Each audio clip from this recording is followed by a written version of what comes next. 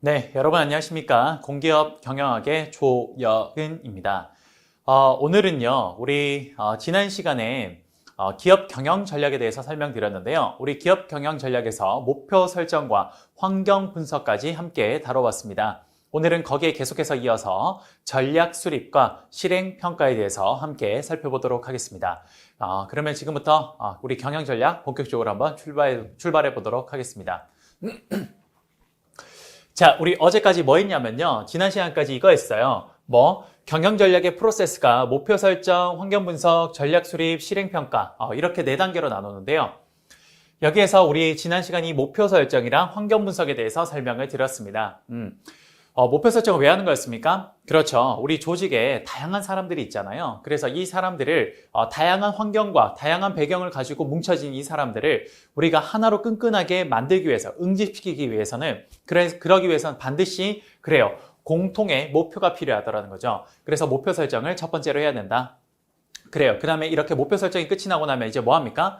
그렇습니다. 이런 목표 설정을 통해서 응집이 되고 나면 이제 우리가 처해진 환경은 어떻고 그리고 우리 내부가 어떤 환경인지를 함께 분석해 봐야 될 거예요. 그게 뭐냐? 바로 환경 분석이었습니다.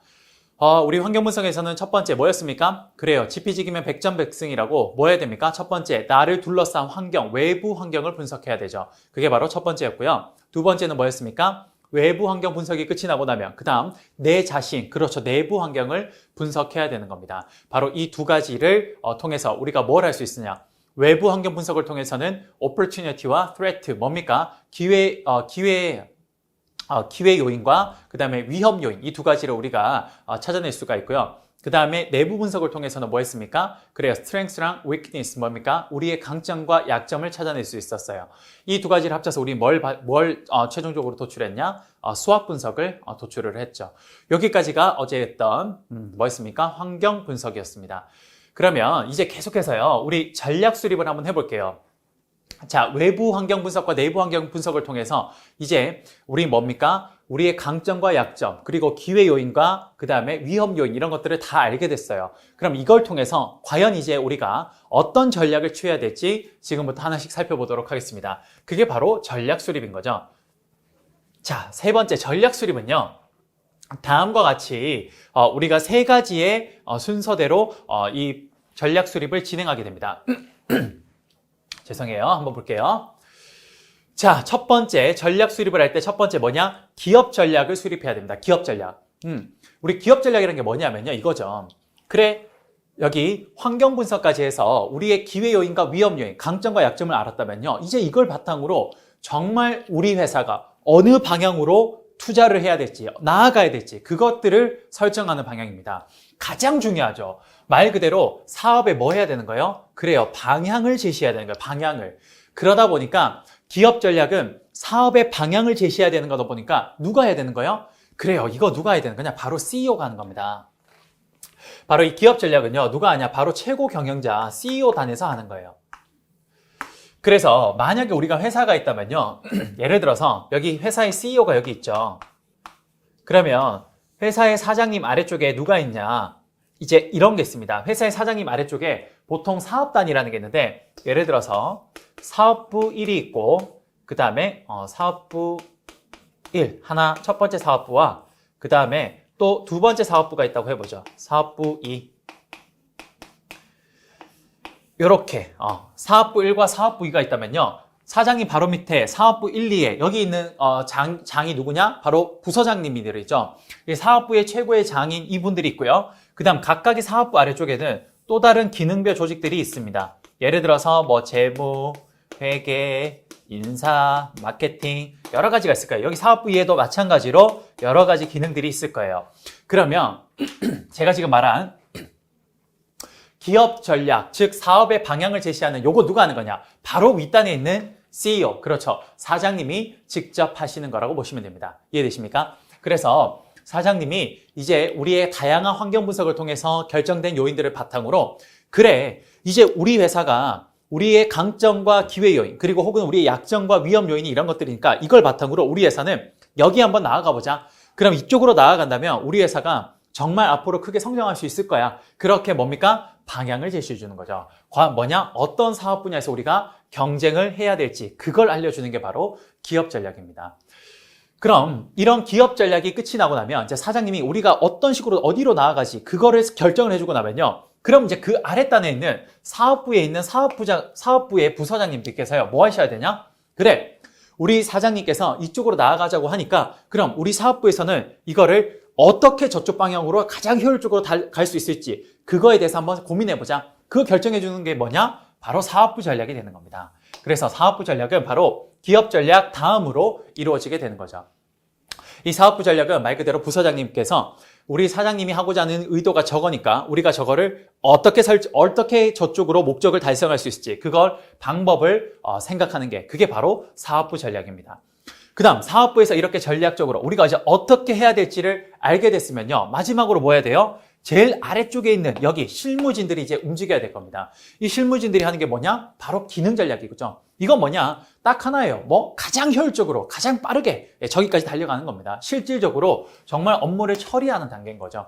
이해되십니까? 그래서 사장님이 뭡니까? 기업 전략으로 방향을 제시하며 그 방향을 어떻게 가장 잘 효율적으로 달려갈 수 있을지 사업부에서 사업부 전략을 설정하고 마지막으로 어떤 방법이 설정이 되고 나면 그걸 가장 빠르게 어떻게 효율적으로 할 수 있을지를 고민하는 게 기능별 전략이 되겠네요. 이해되십니까? 그래서 전략 수립은요, 다음과 같은 총 3단계를 거치게 되는 겁니다. 기업 전략, 사업부 전략, 마지막 기능별 전략. 그렇네요. 이렇게 3단계를 거친다고 보시면 됩니다. 전략 수립은 이렇게 크게 3가지예요. 그러면 지금부터 여기 안에 있는 하나하나의 세부 내용들을 좀 살펴보도록 하겠습니다. 한번 볼게요. 자, 기업 전략. 우리 CEO 단계에서 하는 거죠. 사업의 방향성을 제시하는 겁니다. 말 그대로 방향을 제시해야 돼요. 그러면 우리가 어떤 사업으로 나아가야 될지 그 방향을 제시하려면요. 다음과 같은 이런 2가지 전략을 취합니다. 한번 해볼게요. 우리가 어느 사업, 어느 방향으로 나아가야 될지 그걸 알려면요. 가장 중요한 게 첫 번째 뭐냐? 우리가 가지고 있는 현 사업부를 각각을 평가해 봐야 됩니다. 혹은 우리가 앞으로 혹시나 지금 없는 사업부가 있다면 이런 사업부를 만들면 좋지 않을까? 그런 것까지 한번 평가해 보는 게 있어요. 그게 뭐냐? 각 사업부 평가라고 이야기를 합니다. 그러니까 각각의 사업부들을 잘 평가를 해보면요. 그럼 그 사업부 평가를 통해서 우리가 뭘 할 수 있냐? 지금 보니까 이 사업부는 굉장히 성장이 좋을 것 같아. 그러면 그건 다음에 우리는 기업 전략을 수립하는데 어떻게? 그렇게 성장이 굉장히 좋은 사업부는 어떻게 하냐? 더욱더 공격적으로 키워야 됩니다. 반면에 우리가 가지고 있는 어떤 사업부가 보니까 그 사업부는요, 뭐냐? 왠지 이 사업부는 지금 매출액도 떨어지고 앞으로 시장이 뭔가 굉장히 비전이 없어 보여요. 그런 사업부들은 구조조정하거나 혹은 매각하거나 분사할 필요가 있다라는 거죠. 이게 바로 우리 기업 전략단에서 나타나는 행동들입니다. 아시겠습니까? 첫 번째, 각 사업부를 평가해 보고요. 그 사업부를 평가하고 난 후에는 그 사업부를 어떤 식으로 할지, 더 키울지, 혹은 안정적으로 그냥 가져갈지, 혹은 오히려 매각해버릴지 이런 것들까지 전략을 수립하는 게 뭐냐? 바로 기업 전략입니다. 이거 왜 하는 겁니까? 그렇죠. CEO가 우리가 어느 사업으로 나아가야 될지 방향을 제시해주기 위해서 이런 것들을 하게 되는 겁니다. 이해되십니까? 그러면 각 사업부를 평가할 때 어떻게 하냐? 바로 우리는 BCG 매트릭스라는 걸 가지고 이 사업부를 평가하게 됩니다. BCG 매트릭스가 뭐냐? 여러분, BCG 매트릭스는요, 보스턴 컨설팅 그룹이라 그래서 우리가 세계적인 3대 컨설팅 그룹이 있습니다. 첫 번째 뭡니까? 맥킨지 앤 컴퍼니라는 회사가 있고요. 두 번째 베인 앤 컴퍼니, 그리고 마지막에 보스턴 컨설팅 그룹, 이렇게 3가지가 있죠. 바로 그 3대 컨설팅 그룹 중에 하나인 BCG에서 자신들이 이런 사업부를 평가하는 하나의 툴을 만들었습니다. 그게 뭐냐? BCG 매트릭스예요. 자, 한번 볼게요. 그게 뭔지. 우선 저거부터 한번 보겠습니다. 자, 여러분들 지금 보시면요. 지금 보시는 여기 있는 그래프가 뭐냐? 여기 있는 그림이 이게 바로 BCG 매트릭스입니다. BCG 매트릭스는요. 다음과 같이 2가지 기준을 가지고 분류를 해요. 첫 번째, 세로축에 있는 게 뭐냐? 바로 그 사업부나 그 시장에서의 성장률입니다. 그래서 위쪽으로 갈수록 성장률이 높은 거고요. 아래쪽으로 갈수록 성장률이 낮은 상태예요. 그 다음에 수평축은 뭐냐? 여기 가로축은 뭐가 되냐면요. 말 그대로 시장에서의 점유율입니다. 그래서 왼쪽으로 올수록 시장의 점유율이 높은 거고요. 오른쪽으로 갈수록 어떤 거냐? 시장의 점유율이 낮다라고 보시면 될 것 같아요. 이해되십니까? 그러면 이렇게 2가지를 기준으로 분류하면요. 총 4개의 카테고리가 나옵니다. 요렇게. 그렇죠. 4개가 나오죠.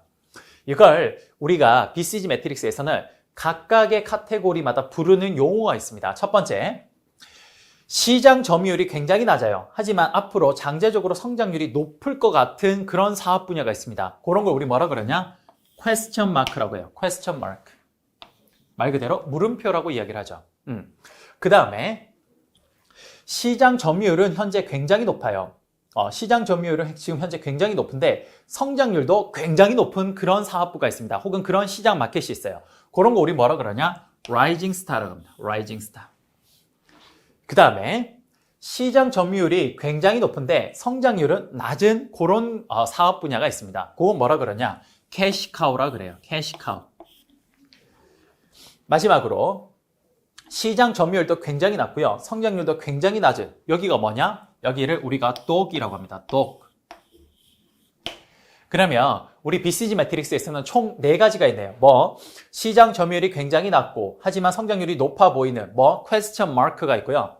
그 다음에 성장률도 높고 점유율도 높은 rising star가 있고, 그 다음 점유율은 높은데 성장률이 낮은 cash cow가 있으면서 성장률도 낮고 점유율도 낮은 dog가 있네요. 개가 있네요. 그러면 이게 우리가 일반적으로 제품의 성장이나 사업부의 성장은 어떻게 되냐? 이런 식으로 됩니다. 뭐냐? 처음에 요거죠. 어떤 사업부가 생기면요. 여기 question mark에서 출발합니다. question mark에서. 그래서 여러분, 어떤 사업부가 출발하면 question mark 출발한 이유가 뭐냐? 일단 당연히 그 시장에 처음 들어간 거니까 시장의 점유율이 현재 낮아요.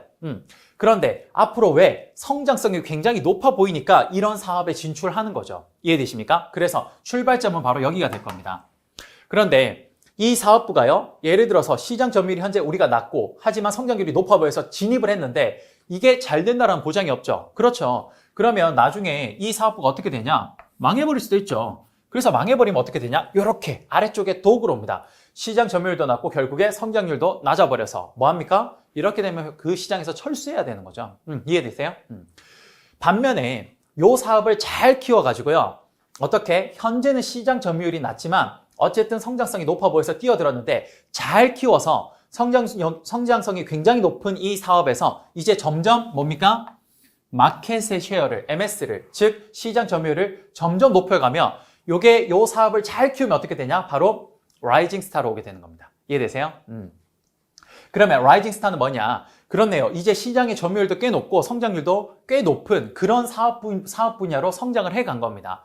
근데 중요한 건 뭐냐? 여기는 시장 점유율도 높고 성장률도 높긴 하지만 아직까지 어떤 상태냐면요. 시장이 아직 성숙기가 아니라서 그래서 뭔가 투자하는 금액은 굉장히 많은데 근데 거기에서 나오는 이유는 생각보다 아직까지 많지 않은 거예요. 우리가 외형은 되게 큰데 거기서 원가가 적어야 이윤이 많이 나오는데 이런 시장은 어떠냐? 외형, 매출액은 큰데 원가도 아직까지 큰 거예요. 시장이 성숙기가 아니라서. 왜? 이런 곳은 아직까지 시장이 굉장히 치열합니다. 뭔가 이 치킨 게임이 아직까지 끝나지 않아요. 그러다 보니까 뭐예요? 광고 엄청 하죠. 예, 광고 엄청 하고 또 뭐예요? 판매 촉진, 나와가지고 판촉 활동도 많이 합니다. 그리고 또 뭐예요? 제품 할 때 여기다 보너스로 많이 띄워주죠. 예, 그런 것들을 하고 있는 단계가 바로 여기예요. 근데 여기에서 이제 더 잘 키우면 어떻게 되냐? 이제 거기에서 시장에서 점점점 안 되는 기업들은 나가 떨어질 겁니다. 그러면서 시장이 점점 치킨 게임에서 정리가 되면서 어떻게 됩니까? 그렇죠. 서서히 시장이 성숙기에 접어들면서 과점 형태가 되어가기 시작할 거예요. 예, 그래서 소수의 남아있는 몇 개의 기업들만 이 시장에서 확실하게 주도권을 잡고 엄청난 이윤을 창출하기 시작합니다. 그게 어디냐? 바로 요 밑으로 내려가는 거예요. 캐시카우로 내려가는 거죠. 그래서 캐시카우는 보면 현재 시장 점유율이 굉장히 높은데 앞으로 이제 시장이 성숙기에 도래해서 더 이상 성장률이 높지는 않아요. 하지만 돈의 창출은 가장 극대화가 되는 곳입니다. 기업이 이윤을 가장 많이 벌어들일 수 있는 분야가 바로 여기가 되는 거예요. 그래서 여기가 뭐예요? 캐시카우예요. 돈을 낳는 소라는 거죠. 예, 우리 황금알을 낳는 오리라는 말처럼. 그래서 여기가 돈이 창출이 제일 많이 되는 겁니다. 됐습니까? 그러다가 이 산업도 이렇게 돈을 많이 창출하지만 이 산업이 어떻게 계속 창출하겠습니까? 결국 시대가 바뀌고 트렌드가 바뀌면서 기술이 발전하면서 점점 이것도 어떻게 돼요? 그래요. 쇠퇴해 갈 수 있겠죠. 그럼 결국 도구로 갈 겁니다. 이해되십니까? 그래요. 기업들의 일반적인 성장은 이런 식으로 가는 겁니다. 이런 식으로. 그럼 우리가 바로 이 BCG 매트릭스를 통해서 뭘 할 수 있냐? 그렇죠. 우리가 가지고 있는 현재 사업부의 뭐예요? 위치가 어느지를 여기에서 잘 파악할 수 있을 겁니다. 예를 들어서 현재 우리가 가지고 있는 사업부가 라이징 스타에 있다. 그럼 이 사업부는 어떻게 해야 돼요? 더 적극적으로 키워가지고 빨리 캐시카우로 내려야 될 거예요. 그 다음에 현재 우리 사업부가 캐시카우에 있어요. 그럼 이 사업부는 앞으로 점점점 어차피 쇠퇴해 갈 거기 때문에 안정적인 전략을 추구하거나 혹은 어떤 거 나중에는 매각하고 빠질 이런 시장에서 엑시트할 수 있는 그런 전략을 취해야 될 겁니다. 그래서 각각의 사업부가 어느 위치에 있는지를 확인하고 나면 자연스럽게 그에 맞는 전략을 우리가 수립할 수 있네요. 그게 바로 여기 있네요. 그쵸? 각 사업부를 BCG 매트릭스로 평가하고 나면 그렇네요. 라이징 스타에 있는 그런 사업부들은 어떻게 해야 돼요? 적극적으로 키워야 되겠죠. 그렇죠. 그래서 MS를 적극적으로 더 높이는 방향으로 가야 될 겁니다. 마켓 시어를 더 높이는 방향으로 가야 되는데 예를 들어서 BCG 매트릭스를 평가를 했는데 캐시카우가 나왔다. 그러면 그런 사업부는 이제 앞으로 점점 쇠퇴해 갈 거니까 어떻게 안정적인 전략을 취하거나 구조조정을 통해서 안정적인 전략을 취하거나 혹은 이게 조금 지금 많이 쇠퇴 상태다. 그럼 매각하거나 분사하는 방어 전략을 취해야 되는 거네요. 아시겠습니까? 그래서 요 BCG 매트릭스를 통해서 각각의 전략을 수립할 수 있다는 겁니다. 이해되시죠? 그 다음 하나만 더 하면요. 자, BCG 매트릭스는 워낙 중요하니까 여러분들이 꼭 좀 기억을 하셔야 됩니다. 각각의 사업부들이 어떤 식으로 성장해오고 어떤 식으로 방향으로 흘러가는지 여기서 설명을 했다면요. 이제 돈의 흐름은 어떻게 되냐? 이렇게 됩니다. 가장 바람직한 기업의 돈의 흐름은요. 캐시카우에 있는 사업부에서 돈을 열심히 벌어요. 여기서 돈을 열심히 법니다. 그 다음 이 돈이 어디로 가면 좋냐면요. 바로 이 돈이 퀘스천 마크랑 그 다음 라이징 스타로 가는 게 가장 바람직해요. 무슨 말이냐? 캐시카우가 여기에서 이제 시장이 성숙이기 때문에 돈을 여기서 많이 창출할 겁니다. 그럼 그렇게 회사가 많이 번 돈을 가지고 어떻게 신규 사업에 집중적으로 투자를 하는 겁니다. 그래서 이 신규 사업을 집중적으로 투자해서 이 사업이 빨리 라이징 스타로 올 수 있게끔 도와주는 거죠. 자금을 그쪽으로 그래서 보내주는 거예요. 혹은 라이징 스타에 있는 이런 사업부들은요. 캐시카우에서 더 집중적으로 빨리 투자해서 이 치킨 게임을 빨리 정리시켜서 빨리 여기 라이징 스타를 캐시카우로 내리는 것도 아주 좋은 전략이 될 겁니다. 그래서 돈의 흐름은요. 캐시카우에서 여기에서 돈이 발생한 걸 어떻게 퀘스천 마크 신생 사업에 투자해서 라이징 스타로 빨리 옮기거나 혹은 이 돈을 라이징 스타에다가 여기에다가 투자를 해서 빨리 캐시카우로 내리는 게 이게 가장 바람직하다라는 거죠. 이해되십니까? 그래요. 이게 바로 돈의 흐름이라고 보시면 될 것 같습니다. 이렇게 하면 우리 첫 번째 기업 전략 뭡니까? 사업의 방향성을 제시해주는 바로 우리 기업 전략에 대해서 다 설명을 했습니다. 다시 한번 정리해보면 전략 수립의 첫 번째는요. CEO, 최고 경영자 입장에서 하는 뭡니까? 기업 전략이라는 걸 가장 먼저 하게 되는데 말 그대로 이거는 뭐냐? 우리 회사가 어느 방향으로 나아가야 될지 그걸 제시해 주는 겁니다. 그러면 이걸 어떻게 제시하냐? 이겁니다. 각 사업부를 일단 평가를 하죠. 뭐로? BCG 매트릭스로. 그래서 각각의 사업부들이나 이런 것들이 어디에 현재 BCG 매트릭스에 위치하는지를 확인하고 난 뒤에 각각에 맞는 전략들을 취하면 되는 거죠. 그래서 아까 전에 퀘스천 마크에 있거나 혹은 라이징 스타 같은 경우는 성장 전략을 추구하고 혹은 캐시카우에 있는 사업부들은 어떻게 안정 전략이나 방어 전략을 추구하면 될 겁니다. 그래서 이런 방향으로 CEO가 딱 제시해서 뭡니까? CEO가 이 결정된 걸 이렇게 아랫단으로 지시하게 되는 겁니다. 이해되십니까? 그러면 기업 전략에서 이렇게 최고 경영자가 사업의 방향성을 딱 제시해주고 나면요. 이제 어떻게 하냐? 이렇게 하네요. 이걸 CEO가 이제 우리 회사 이렇게 나갈 거야 라고 지시를 하면 이제 그 아랫단에 있는 사업부에 있는 부서장님들이 이제 사장님 의도가 그것입니까? 사장님이 가고 싶어하는 방향이 그쪽입니까? 그럼 저희가 최선을 다해서 거기에 도달할 수 있도록 노력해 보겠습니다. 그게 뭡니까? 사업부 전략이죠. 어떻게 싸워야 되는지 사장이 이쪽으로 가자고 했으면 그럼 그걸 가장 성공적으로 가기 위해서 어떻게 싸워야 될지 어떻게 경쟁해야 될지 그거 생각하는 겁니다. 그래서 사업부 전략은요 뭘 하는 거냐? 방향성을 설정하는 거예요. 방향성을. 이해되십니까? 그러면 이 방향성을 설정을 하는데 자 어떻게 경쟁할지를 한번 보면요. 첫 번째 우리 어떻게 경쟁할지 가장 요걸 알려줄 수 있는 그 전략법이 뭐냐? 바로 경쟁 전략을 수립하는데 뭐로 하냐? 마이클 포터의 본원적 경쟁 전략이라는 요 도구를 통해서 우리가 어떻게 여기에서 경쟁을 하면 가장 효율적일지를 알 수 있게 됩니다. 한번 볼게요. 경쟁 전략을 수립하는데 어떻게 경쟁을 했을 때 우리가 가장 효율적으로 우리가 이 시장에서 이길 수 있을지를 경쟁 전략 수립을 하게 되는데 마이클 포터의 본원적 경쟁 전략이라는 걸 통해서 하게 됩니다. 지금 여러분 보시는 이게 마이클 포터 교수님의 본원적 경쟁 전략이에요. 자, 이것도 마찬가지예요. 두 가지의 기준을 통해서 이 매트릭스를 나누게 됩니다. 첫 번째, 경쟁 우위를 통해서 원가 우위와 차별화 우위라는 이 두 가지를 나눠요. 그 다음 경쟁 범위를 통해서 경쟁 범위가 넓고 좁다 이렇게 두 가지로 나눕니다. 그러면 이렇게 두 가지의 기준을 통해서요 우리는 총 3개의 전략을 만들어낼 수 있습니다. 첫 번째, 경쟁 범위가 넓고 원가에 우리 회사가 경쟁 우위에 있다면요 원가 우위 전략이라는 걸 추구하게 되고요. 두 번째, 경쟁 범위가 넓고 우리 회사가 굉장히 제품의 어떤 차별화 전략이나 다른 어떤 상황에서 어떤 능력에서 차별화를 추구할 수 있다. 그러면 이런 차별화 전략을 추구할 수 있습니다. 그 다음 마지막으로 경쟁 범위가 좁은데 이런 경우에 원가와 차별화에 대해서 각각 있으면 원래 어떤 책은요 여기서 경쟁 범위가 좁으면요 원가 집중화 전략, 여기서는 차별화 집중화 전략으로 이야기를 하는데 그냥 쌤 생각은 그것보다는 그냥 이걸 퉁쳐서 그냥 집중화 전략이라고 생각하시면 될 것 같습니다. 그럼 우리 총 3가지의 전략이 나오게 되네요. 자, 보시면 예를 들어서 이런 거죠.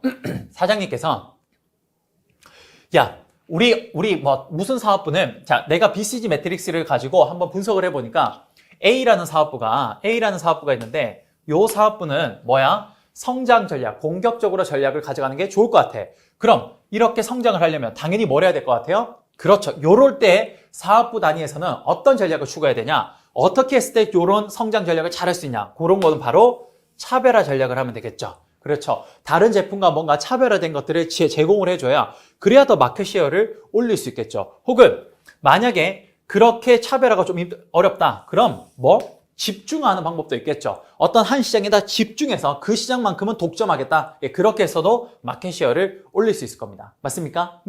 그런데 우리가 생각할 때 어떤 사업부가 예를 들어서 여기는 더 이상 성장의 가능성이 별로 없어 보이는 거예요. 그러면 그런 사업부는 안정적이거나 방어적인 전략을 추구하면 될 겁니다. 그럼 안정적이거나 방어적인 전략인 걸 추구할 때 가장 좋은 건 뭐냐? 이건 바로 요 두 개는 바로 그렇네요. 원가 우위 전략 같은 걸 하면 되겠네요. 더 이상 제품을 어떤 차별화를 한다거나 내가 다른 회사와 어떤 경쟁에서 더 다른 차별화를 추구하기가 힘들 때 그럴 때는 오히려 이러한 사업부들은요. 원가 우위 전략을 통해서 그래요. 최소한의 비용을 투입해서 이익을 최대한 올리는 이 방향으로 가는 게 좋을 겁니다. 비용 절감을 하는 바로 그 부분에 관심을 갖게 되는 거죠. 이해되십니까? 자, 여러분들 우리 기업 전략에서 이 상황이 어떻게 사업부의 전략으로 연결되는지 눈에 보이시나요? 그렇죠. 이렇게 해서 사업부 전략이라는 게 나오게 됩니다.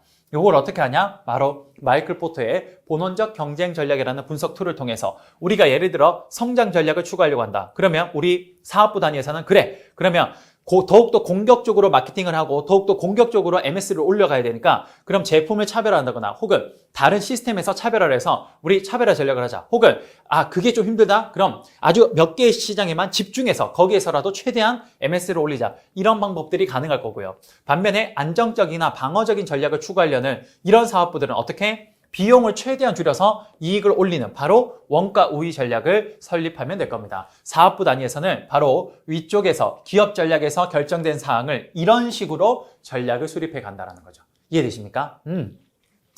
그러면 이렇게 수립한다는 걸 알았는데 하나만 여기서 추가로 우리가 좀 배워야 될 건 이겁니다.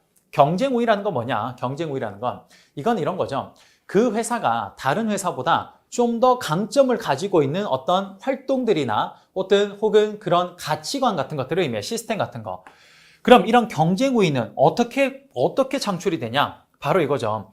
기업의 핵심 역량, 기업의 자원을 통해서 기업이 활동을 하며 이런 가치 활동을 통해서 기업이 어떠한 노하우가 발생합니다. 그럼 그 노하우가 나중에 뭐가 되냐? 또다시 기업의 핵심 역량이 되는 거죠. 바로 이 과정을 빠르게 많이 거치다 보면 그 기업만의 독특한 경쟁 우위라는 게 발생하게 되는 거죠. 이해되십니까? 예를 들어서 여러분 그거 기억나시나요? 여러분도 잘 아시겠지만 뭡니까? 벌레 있잖아요. 벌레. 예. 벌레를 잡는 대표적인 기업 어디입니까? 예, 그렇죠. 세스코가 어떤 데냐? 거기 참 독특하죠. 세스코는요.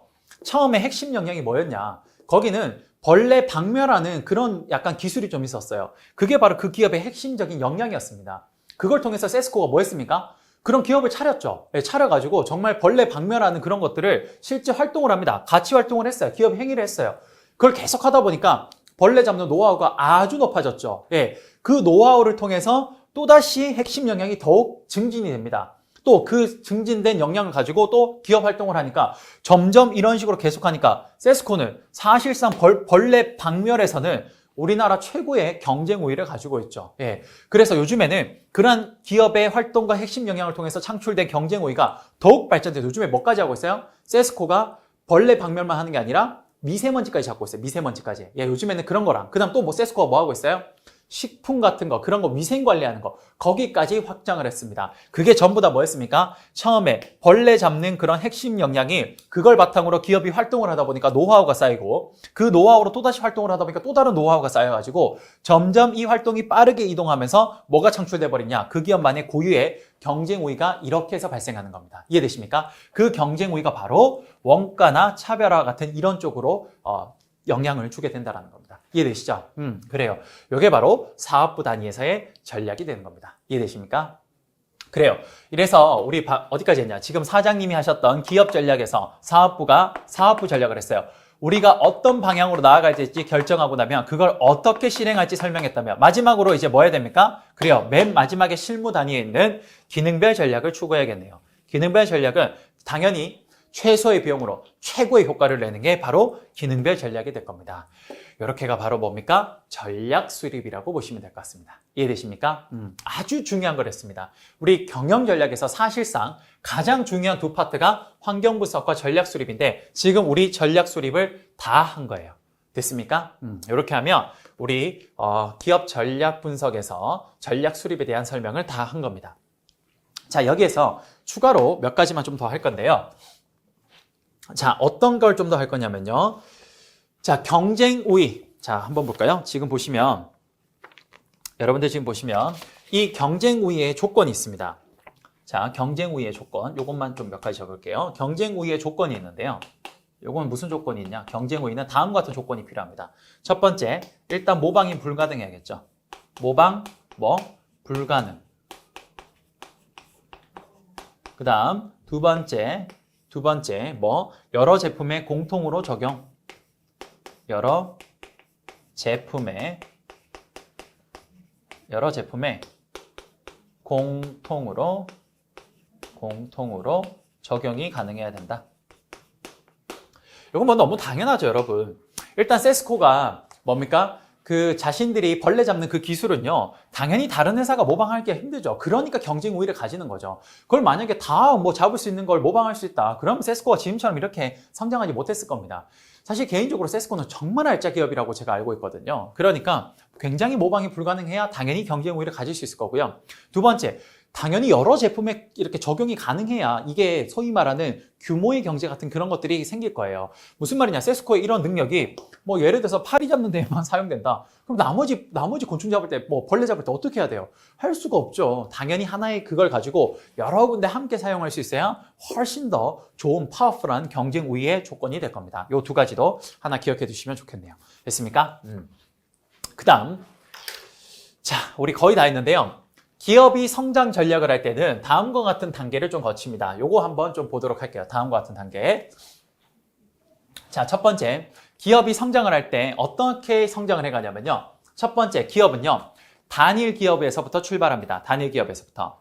근데 이 기업이 점점 성장을 하면요, 이제 하나의 기업이요, 자신들이 필요로 했던 여러 기능들을 하나 둘씩 내부로 통합할 수 있습니다. 그걸 우리 뭐라 그러냐? 통합한다 그래요.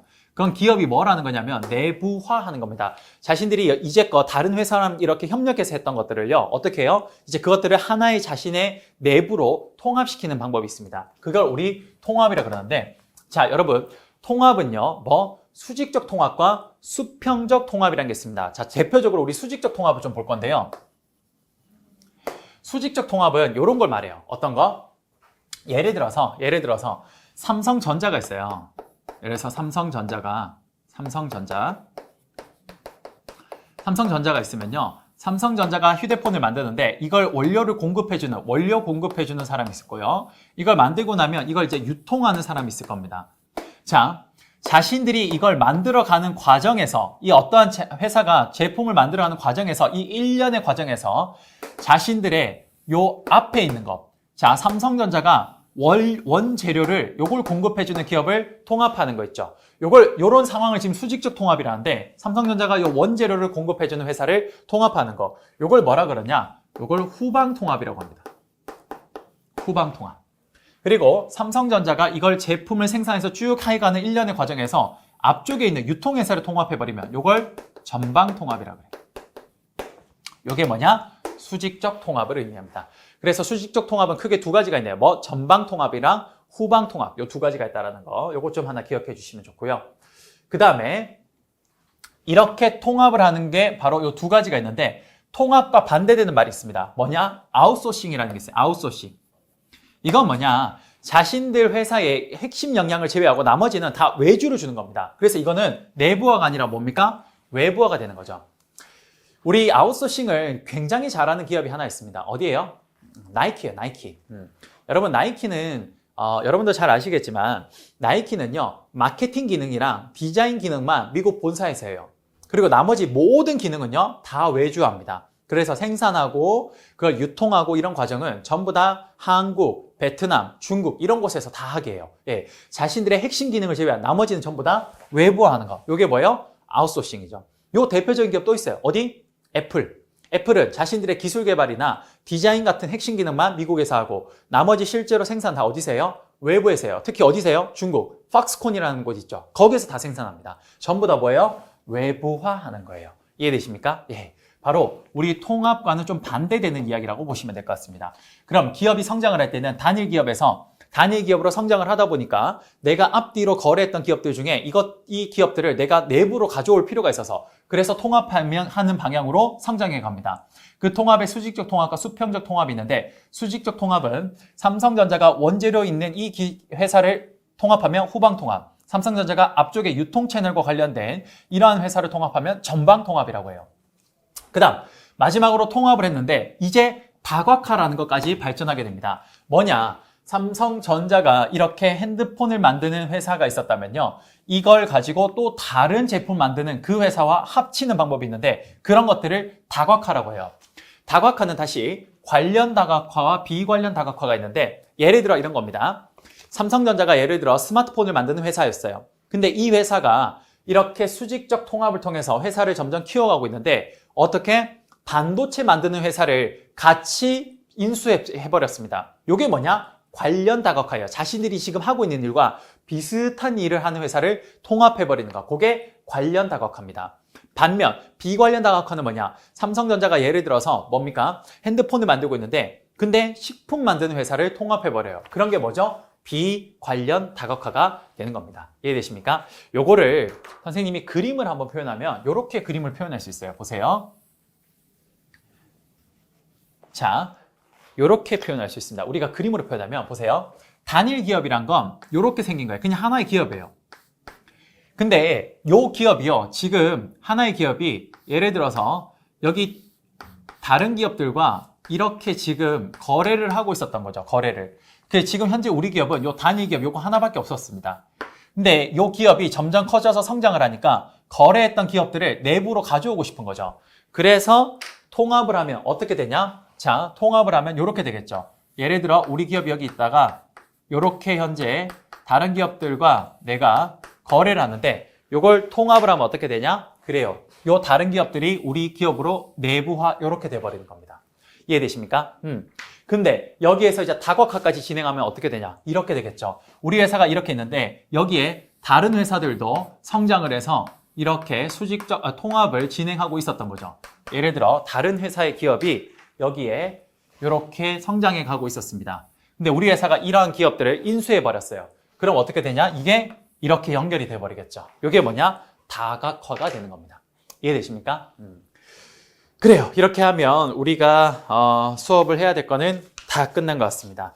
이렇게까지 해서 뭐였습니까? 목표 설정에서 환경 분석, 전략 수립까지 끝나고 나면 이제 이 전략 수립을 통해서 기능별 전략을 통해 뭐 합니까? 이제 실제로 실행하는 거죠. 실행을 하고 난 뒤에 정말 얼마만큼 잘했는지 평가하면 그럼 우리 경영 전략이 전체 끝이 나는 겁니다. 됐습니까?